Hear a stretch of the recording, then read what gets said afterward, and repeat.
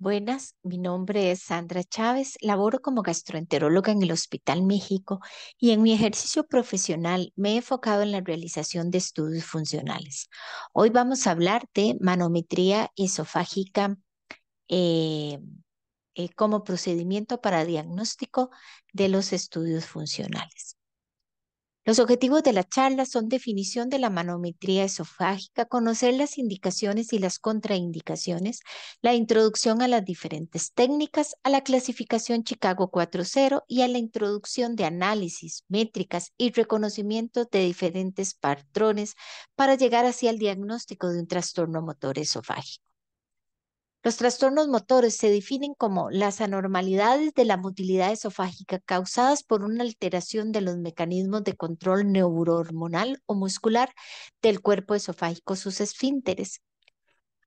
Cuando nosotros nos enfrentamos a un paciente con sospecha de trastorno de motor esofágico, requiere diferentes pruebas, ya que ninguna por sí sola aporta la información definitiva para llegar a un diagnóstico y tomar las decisiones terapéuticas.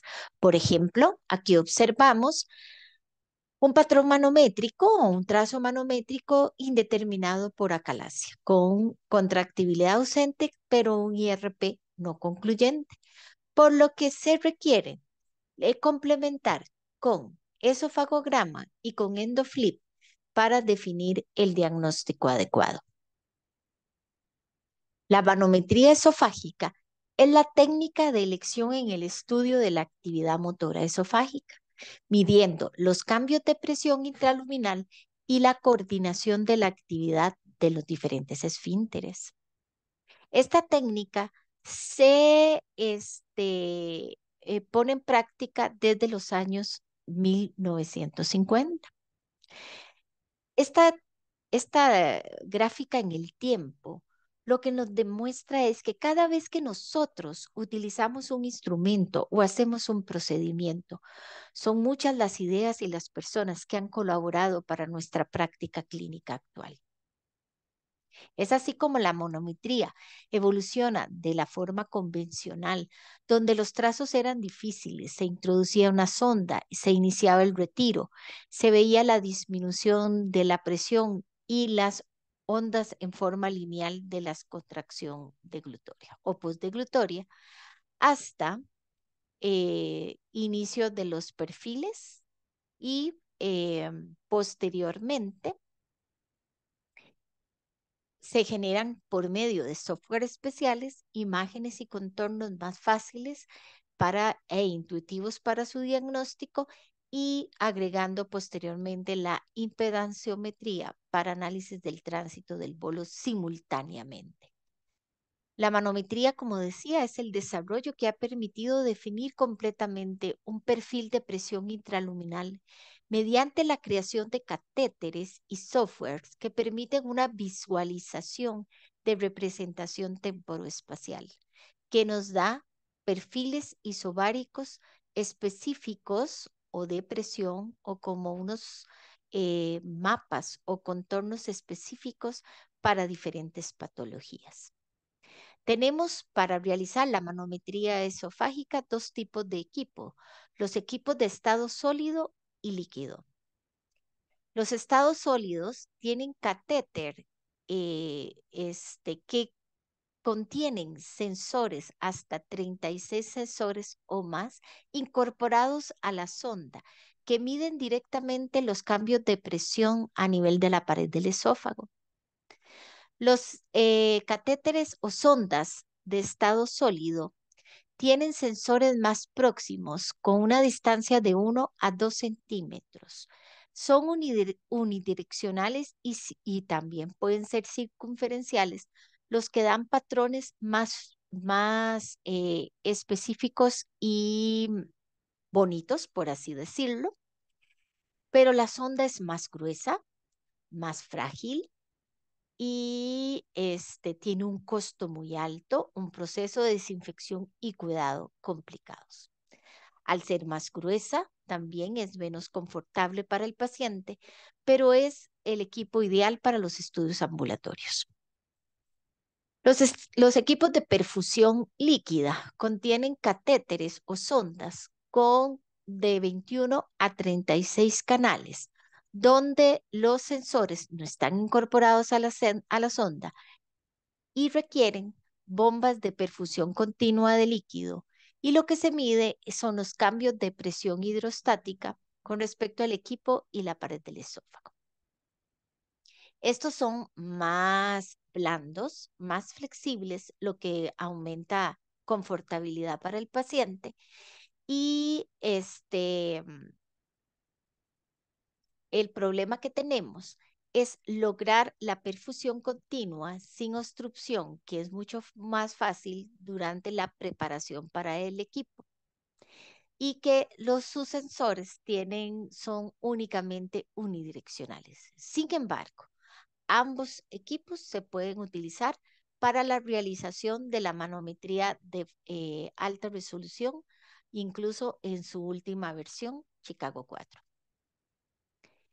¿Cómo logra esa transformación de presión manométrica a un contorno de alta resolución? Bueno, pues esas tres medidas, centímetros, de milímetros de mercurio, centímetros y segundos, generan una forma o una pseudoconstrucción de una imagen tridimensional en un plano, de acuerdo a diferentes presiones manifestadas en ese contorno por colores, que de acuerdo a los colores, así vamos a tener la reconstrucción de la imagen, generando una interpretación más intuitiva.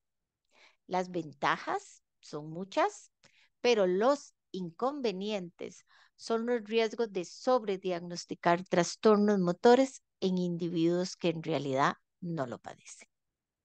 Las indicaciones de la manometría esofágica son la disfagia no orgánica, el dolor torácico no cardiogénico, la localización del esfínter esofágico inferior previo colocación de catéter de pH-metría, el estudio preoperatorio para cirugía antirreflujo, el estudio complementario en enfermedades sistémicas, el estudio por disfagia tras cirugía esofagogástrica y previo cirugía bariátrica y trasplante de pulmón. Las contraindicaciones son enfermedades faringias que impidan la colocación del catéter, situaciones médicas o psicológicas graves que impidan la colaboración del paciente, alteraciones cardiológicas y respiratorias graves, incoordinación con cricofaringia que no permita al paciente degluciones líquidas y niveles no seguros de anticoagulación. Cuando nosotros realizamos la manometría de alta resolución, podemos definir puntos anatómicos claramente como el esfínter esofágico superior, el cuerpo esofágico y el esfínter esofágico inferior. Este esquema lo vamos a ver representado en una manometría de alta resolución de esta manera, con una zona de presión alta que es el esfínter esofágico superior, una zona de presión alta, también una segunda zona de presurización alta, que es el esfínter esofágico, la unión esofagogástrica, y cambios de presiones de prolongación anterógrada, que son los cambios dados por la contracción de la onda postdeglutoria.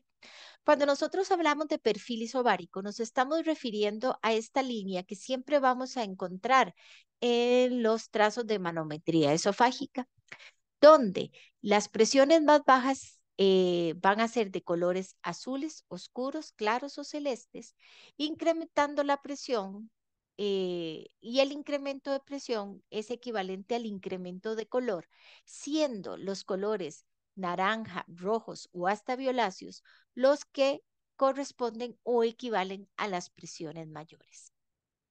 De esta manera, nosotros vamos a poder observar una zona de presión alta correspondiente al esfínter esofágico superior, como ya mencionamos, una caída de la presión en esta zona relacionada con la relajación del esfínter esofágico superior, un incremento de presión con la contracción orofaringia para que se dé la deglución, un incremento de presión con la onda o contracción postdeglutoria en el espacio entre el esfínter esofágico superior y el esfínter esofágico y la unión esofagogástrica, y observamos una caída de la presión simultánea a la caída de presión del esfínter esofágico superior en la unión esofagogástrica en relación con la relajación del esfínter esofágico inferior y un retorno de la presión basal posterior a la deglución. El cuerpo esofágico, cuando nosotros lo analizamos en la manometría de alta resolución, lo vamos a subclasificar en segmentos y valles expresivos. El segmento S1, que es el que corresponde al músculo estriado, es seguido de un valle expresivo, que es la zona de transición, que es donde se da la transición del músculo estriado al músculo liso. Posteriormente, vamos a observar un segundo segmento S2 que corresponde al esófago tubular, un valle presivo que corresponde al punto de desaceleración contráctil que se denomina valle presivo M, y el ámpula epifrénica o el esófago o el tercer segmento que es el S3, seguido de un valle presivo que es el D, previo a la unión esofagogástrica. Si nosotros incluimos la DCI expandida o la contracción del esfínter de la unión esofagogástrica, lo vamos a clasificar como S4. Una vez que nosotros tenemos el equipo, vamos a tener una clasificación. ¿Por qué? Porque el ser humano necesita clasificar y yo creo que es óptimo porque las diferentes versiones de clasificación nos van a ir mejorando poco a poco nuestra clasificación de los trastornos motores. Igual la manometría esofágica no se ha librado de la necesidad del ser humano de clasificar y entonces actualmente desde el 2008 hasta el 2021 tenemos 4 versiones de la clasificación Chicago, una tras otra intentando optimizar el diagnóstico y actualmente ya se está dando la clasificación 5. ¿Qué puntos resalto?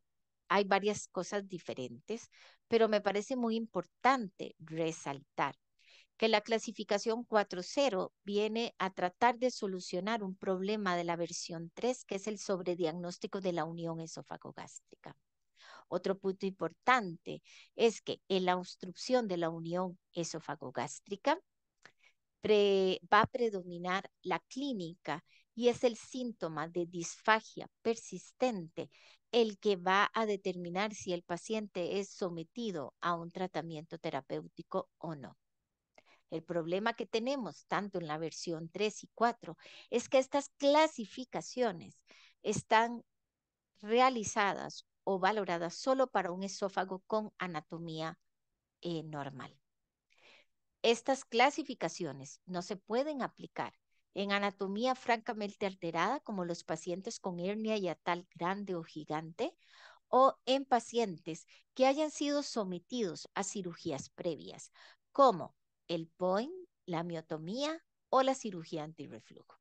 Aquí solo obtendríamos la posibilidad de describir si existe o no alteración de la peristalsis o si existe o no alteración de la unión esofagogástrica, iniciando el reporte con paciente con antecedente de procedimiento previo como miotomía, POIN o cirugía antirreflujo. La versión 5.0 promete que probablemente va a determinar valores normales para este tipo de pacientes y va a tratar de sufragar esta necesidad, principalmente porque la valoración en la disfagia en los pacientes postoperados es todo un reto para el clínico. El protocolo Chicago es exactamente igual en posición supina a la versión 3. Lo que cambia es que trata de hacer una posición más fisiológica para determinar si en realidad existe una obstrucción de la unión esofagogástrica. La Vamos a, posterior a terminar las pruebas de test de provocación, vamos a pasar al paciente a posición de sedestación con las piernas colgando de la piel, con las piernas colgadas hacia la camilla, pero evitando siempre la posición encorvada. Hacemos 60 segundos de adaptación. Posteriormente, 3 respiraciones profundas, donde vamos a determinar que no se haya alterado, o sea, que tengamos la anatomía correcta. Hacemos una presión de reposo, 5 degluciones líquidas y los test de provocación, que pueden ser los tragos rápidos o usualmente el test de sobrecarga de 100 a 200 cc con degluciones rápidas. Si aún a pesar de eso la sospecha de obstrucción de la unión esofagogástrica es alta y no se ha podido demostrar, vamos a pasar a los test de degluciones sólidas, que son 10 degluciones con un cc de a un alimento viscoso o suave, puede ser arroz, pan blando o yo utilizo masmelos o malvadiscos, utilizo medio malvadisco y el paciente hace las degluciones, que son 10 degluciones. Posteriormente, si no todavía no podemos o no reproducimos el síntoma con este tipo de alimento, podemos hacer la comida, podemos darle una comida sólida, 200 gramos, o con el alimento que el paciente refiere que presente el síntoma. También están descritas pruebas de provocación de fármacos, donde en acalasia presentan con respuestas contradictorias, como con la infusión de colicistoquinina o un inhalador se produce, que produce una respuesta paradójica, que no se están haciendo actualmente en nuestro país. Si aún así los resultados no son concluyentes, podemos ir a otras pruebas como el esofagograma cronometrado y la planimetría por impedancia endoluminal o endoflip. Algo importante es que, número 1, yo puedo cambiar la posición de supino a sedestación. O sea, puedo empezar en sedestación y hacer las 5 degluciones en supino. Pero siempre en la primera prueba, perdón, el diagnóstico es con el promedio de las 10 degluciones en la primera parte y en la primera prueba. Siempre vamos a hacer las 10 degluciones, no importa el tipo de posición. Y el diagnóstico se va a realizar siempre con las 10 degluciones en la posición inicial con el promedio. Y los test de provocación son modos de ayuda o de apoyo.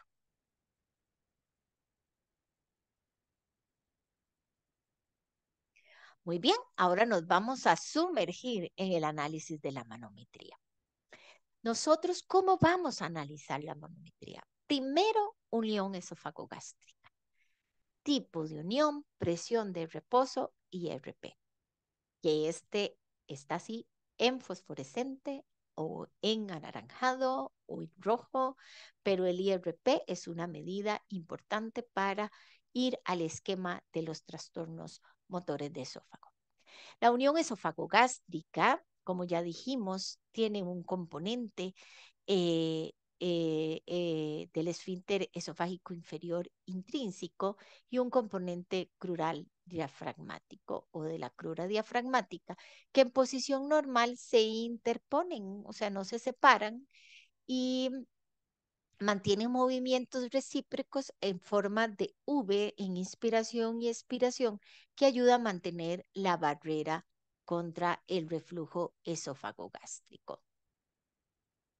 Cuando el esfínter esofágico inferior se separa de la crura diafragmática o el anillo diafragmático, entonces tenemos la hernia hiatal. Esta separación debe ser más de 3 centímetros para el diagnóstico de hernia hiatal. La versión 3 y 4 subclasifican los tipos de unión esofagogástrica. Ambas versiones están actualmente en periodo vigentes y estamos en el periodo de probablemente traslape de versión 3 a 4, por lo que se pueden utilizar cualquiera de las dos clasificaciones y sería correcto. La versión 3 clasifica tipo 1, la normal, que ya le explicamos, tipo 2, que es cuando existe una separación menor de 3 centímetros de la unión esófago del esfínter propiamente con la crura diafragmática, y la tipo 3, que es cuando existe la de hernia hiatal, con una separación mayor de 3 centímetros, con el punto de inversión respiratoria proximal a la crura o con el punto de inversión respiratoria proximal al esfínter propiamente. La versión 4 lo que hace es que no utiliza esta, y la A es la normal, B y C. El punto de inversión respiratoria es cuando usualmente está dentro de la unión esofagogástrica y durante la inspiración en tórax la presión es negativa, y cuando llegamos a cámara gástrica o al compartimento abdominal la presión se vuelve positiva. El punto donde la onda se invierte es el punto de inversión respiratoria. La presión de relajación integrada o la IRP es una mediana. Este es el cajón de la IRP.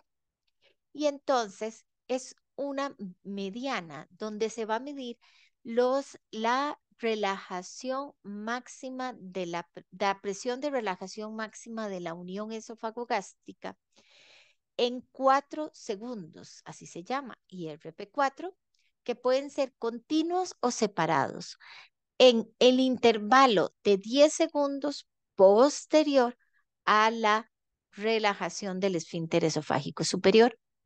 Como dijimos anteriormente, el equipo de manometría sólida y alta y líquida no son equivalentes tampoco en los valores normales.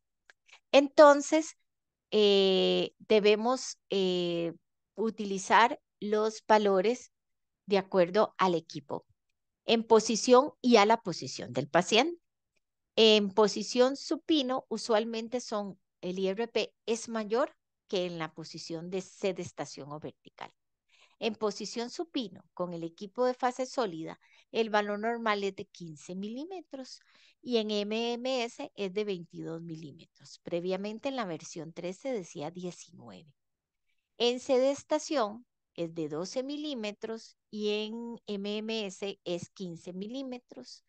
En los test de provocación en sedestación, 12 milímetros de mercurio en equipo de fase sólida, y con la comida en equipo de fase sólida, IRPs mayores de 25 hacen el diagnóstico de obstrucción. La presión de reposo, aunque no está contemplada dentro de la clasificación 4.0, siempre se realiza. Y vamos a hacer de 20 a 30 segundos sin degluciones, por lo menos valorándose 3 ciclos que podemos observar aquí, que con la inspiración profunda la presión negativa cae. Entonces, cuando tenemos, por lo menos debemos tener 3 ciclos de respiraciones profundas, lentas, para que sea confiable, y los parámetros son de 10 a 40 milímetros de mercurio. Una vez que nosotros valoramos la unión esofagogástrica, la presión y el IRP, vamos a las degluciones. En las degluciones, La contractibilidad del cuerpo esofágico se mide por el vigor o fuerza contráctil y el patrón de contractibilidad. Entonces, contractibilidad, el 1 y 2 miden esa contractibilidad y valoramos también el 3, que es la presión intravolo, que habla de la obstrucción de la unión. Entonces, de acuerdo a la clasificación de vigor, nosotros vamos a tener diferentes tipos de ondas postdeglutorias. ¿Cómo vamos a medir eso? Con la integral distal de la contracción. Estos son cajones que anteriormente pudimos ver un cajón acá que era el del IRP y ahora vamos a formar este cajón para la medición de la integral distal de la contracción, que lo vamos a poner entre los valles expresivo B y D. La integral distal de la contracción mide presión, tiempo y longitud, siendo normal 450 a 8000 milímetros de mercurio según 2 centímetros. Otro punto que vamos a hacer después de colocar el cajón de la presión, de la integral distal de la contracción, perdón, vamos a ubicar el punto de desaceleración contráctil. Ese es un punto de inflexión a lo largo del contorno isobárico de 30 milímetros donde se reduce la velocidad de propagación. Usualmente está a 2-3 centímetros de la unión esofagogástrica y corresponde y posteriormente este punto separa el esófago tubular de la ámpula epifrénica.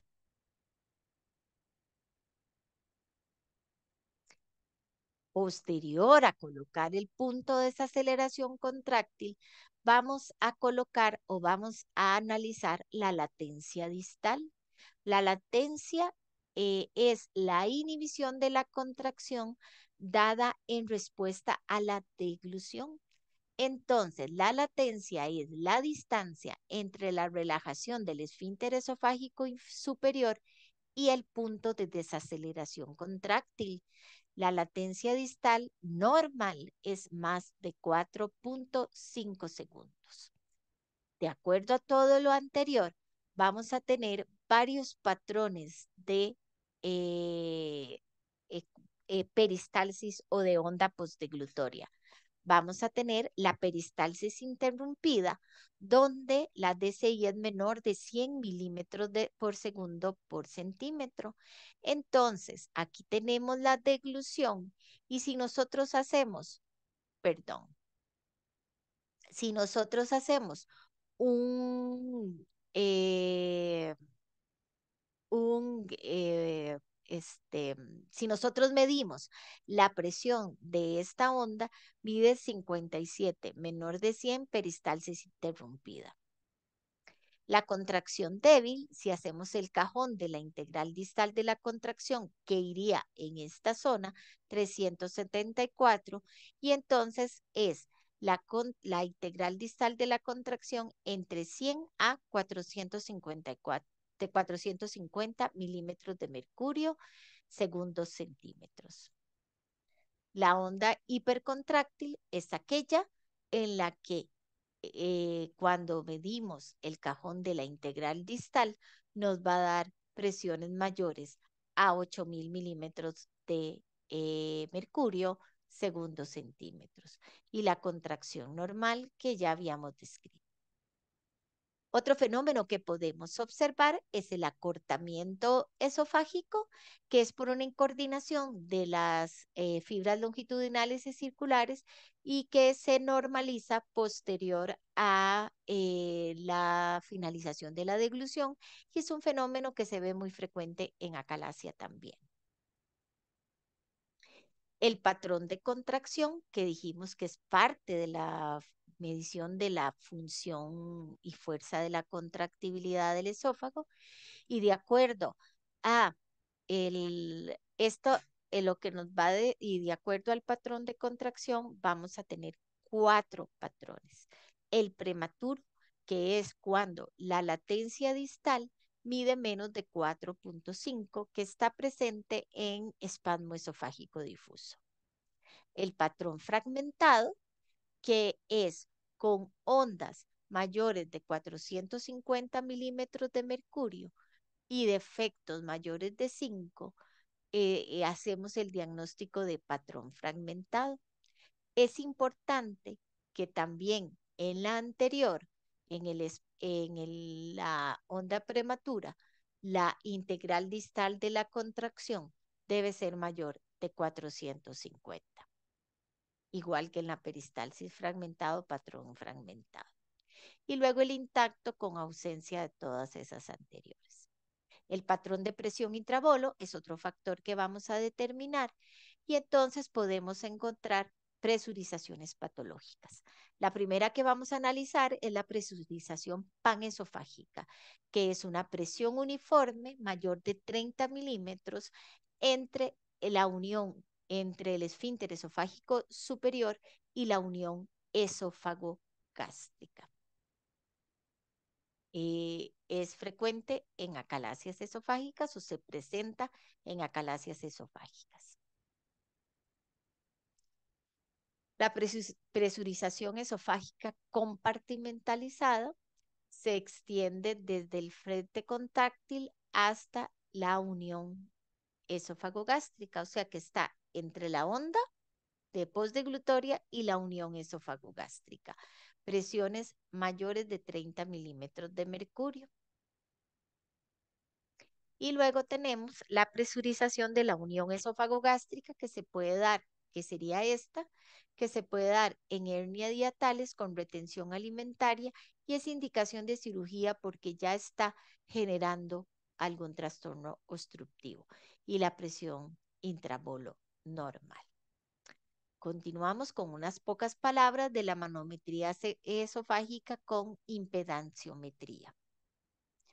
La definición es la tecnología que nos va a permitir medir mediante tanto los cambios a nivel de cuerpo esofágico por manometría de alta resolución y el tránsito de bolo ingerido mediante la impedancia.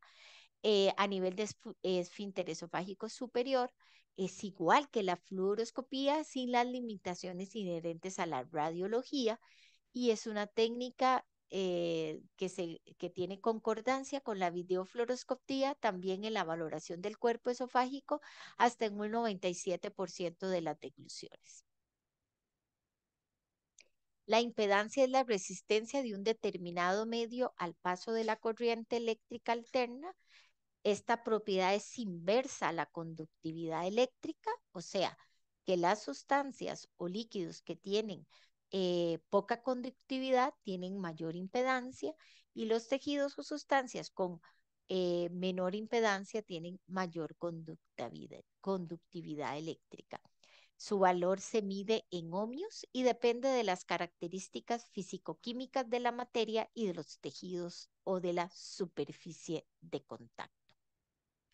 Los valores que se han establecido, como el aire, aquí están los sensores de impedancia, que son los que permiten la transmisión de la corriente alterna, y el aire es como el que tiene más impedancia y el suero fisiológico es el que se ha determinado que mide 100 ohms y aquí están los diferentes mediciones de acuerdo a las sustancias medidas. Entonces, aquí observamos el registro de la impedancia eléctrica durante el paso del bolo. Al principio, con la deglución, hay una deglución de aire que provoca un incremento en la impedancia y posteriormente hay una caída conforme el bolo o el líquido o el alimento llegan o pasan al cuerpo esofágico. Hay una caída de la impedancia que se mantiene durante el tracto o durante el tránsito del bolo y posteriormente cuando empieza a pasar el alimento o el líquido que se administra, empieza un incremento leve de la impedancia hasta la recuperación de la línea basal. Aquí observamos una deglución normal con el movimiento anterógrado del bolo y aquí observamos un episodio de reflujo con el movimiento retrógrado del bolo. Las indicaciones para valorar disfagia, en disfagia para valorar retención del bolo alimentario en esófago o en la faringe. Puede ser muy útil tanto como la fluoroscopía en la valoración de acalasia tratada, los trastornos motores como motilidad esofágica inefectiva, contractibilidad ausente, obstrucción para ver el componente del bolo, para el comportamiento, perdón, del bolo, el síndrome de rumiación y el síndrome de eructos frecuentes. Vamos a observar entonces un trazo de manometría con impedanciometría en la que observamos un trago completo. Aquí está la onda normal y aquí está la deglución, el aire y la deglución normal anterógrada. Aquí vamos a observar una deglución con una peristalsis fragmentada con un defecto mayor grande. Aquí observamos la línea basal, observamos el incremento de la presión, viene pero se detiene y no avanza. Y aquí la recuperación de la línea basal sin que el tránsito del bolo se complete. Aquí observamos donde hay un episodio de reflujo posterior a la deglución, donde se devuelve en forma retrógrada. Este es un test de sobrecarga de 200 cc con impedancia, donde no se ve donde se ve la presurización esofágica y donde no se termina de aclarar el tránsito o el bolo de alimento o líquido. Esto es una pincelada de los conceptos de manometría esofágica, manometría con impedanciometría, y entonces los invito a reforzar estos conceptos cuando roten en el Hospital México, que me visiten, con gusto los recibo en la sala de estudios funcionales. Les agradezco mucho su atención.